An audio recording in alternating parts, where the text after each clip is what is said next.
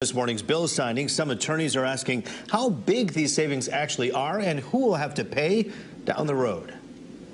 And it is so. At Mackinac Island, a celebration. The mayor and governor, flanked by politicians on both sides of the aisle, watch as a new modified no-fault insurance is signed into law.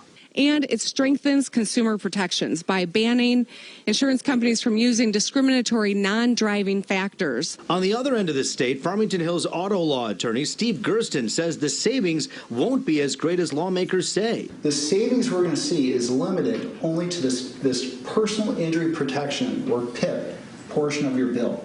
So any savings we're going to see is going to be limited to this 35% of your no-fault bill. Under the new law, you'll be able to pick your amount for personal injury protection, or PIP.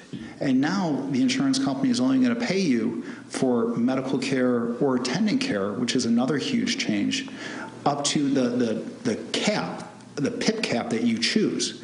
And there are four caps. It's either $50,000, $250,000, $500,000, or for people who choose still the unlimited option. So if you aren't able to afford auto insurance now, will this really change significantly enough to make it affordable? Everything now depends on what is the insurance policy limits of the wrongdoer, negligent driver who causes the crash.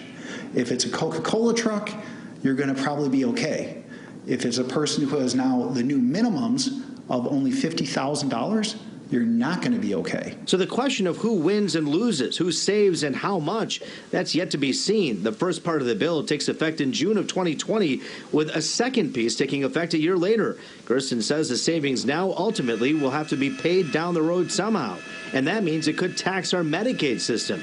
Someone will have to pay for the medical bills and care from life-altering accidents. Instead of the insurance company paying for everything, we're actually transferring costs onto taxpayers in the form of much higher Medicaid spending.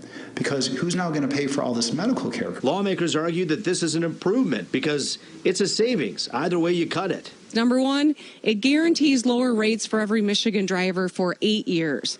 It protects people's ability to make a choice and to pick their insurance level, their coverage options, including the choice for unlimited coverage is still an option for drivers. Well, much more on this story, of course, as we see how things unfold and what actually happens moving forward.